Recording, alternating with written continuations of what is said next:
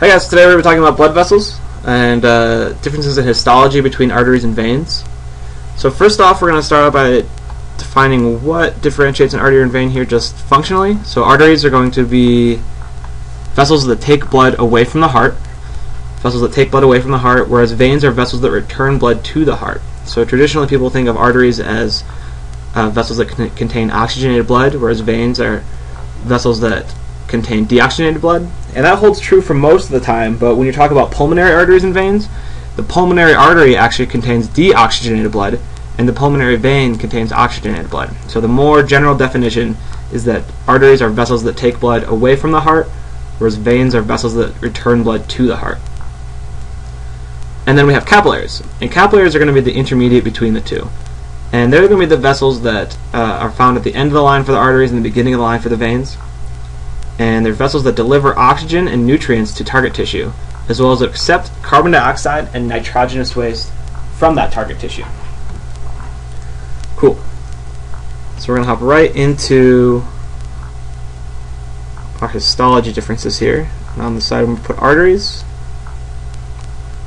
and over here we'll put veins.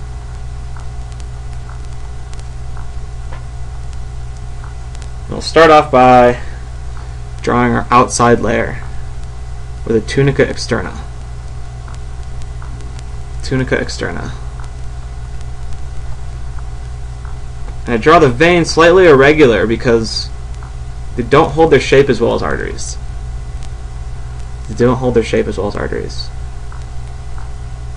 So this first layer is the tunica externa. Tunica externa.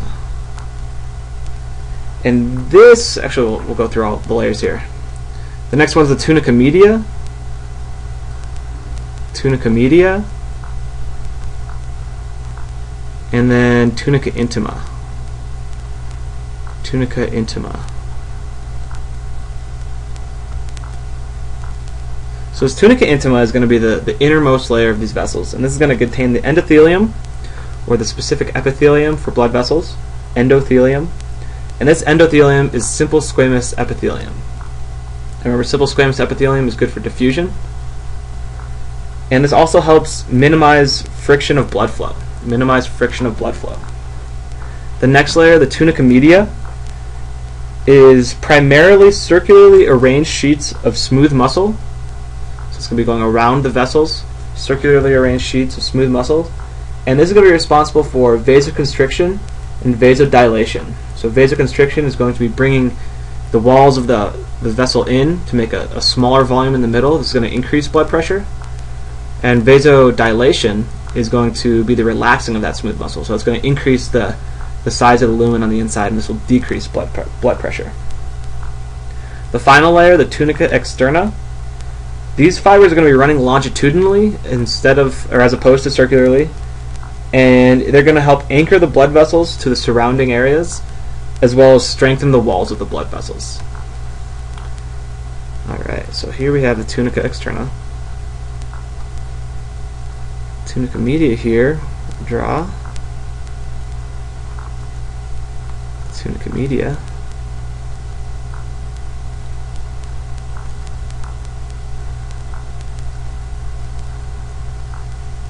And then the tunica intima. Let's draw that as... Okay, so the tunica intima is specifically broken up into... there are tunica intima and tunica media, are broken up into a few different layers here. So the most inner layer is going to be the endothelium, which we already talked about. So, endothelium. Endothelium.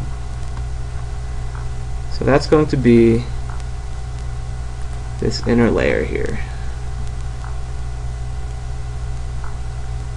Hopefully I've drawn this closely enough to see that arteries and veins of similar sizes, the vein is actually going to have a larger lumen, or larger cross-section. So the veins are going to have a larger blood volume at any given time because of their larger lumen. So this is the endothelium. And then outside that we have our subendothelial layer. subendothelial layer.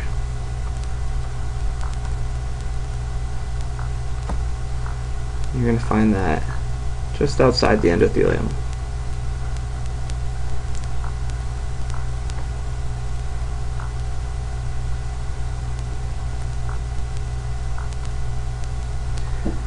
And now we've got some differentiation.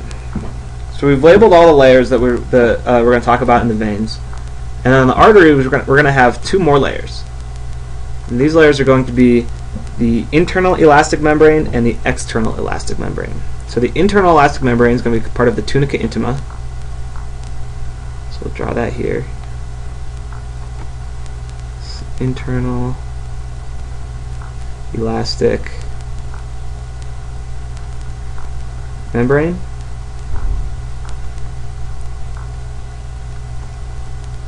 And then the external elastic membrane is going to be part of the tunica media. Part of the tunica media.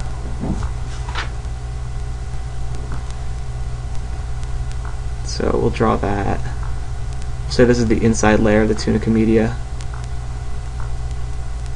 And then just around the outside of it here, we're going to have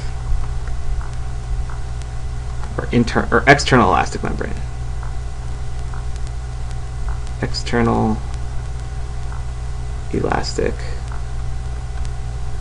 membrane. Cool. And this tunica externa is going to be made up primarily of these collagen fibers, and that's going to add to its toughness. There's one more structure that the veins are going to have instead of the arteries, and that's going to be valves, the presence of valves. So let's draw a vein running down here, and we're going to be looking at this as the blood flows to the right. So we're going to say blood flow is this way. See if I can draw that a little bit better. And these valves here are going to ensure that the blood can make the return trip to the heart without getting backed up. So as the blood pushes through here, these valves are going to open due to the pressure of the blood moving through, and then in between heartbeats, when that blood isn't getting actively pushed, these valves then close shut and don't allow for that blood to back up. And so then the next heartbeat, this blood moves into the next chamber here, and that valve shuts, and then again to get through. And that's the way that the veins are arranged all the way through the body. And that concludes our lecture for the day, and I'll talk to you guys again in a couple days.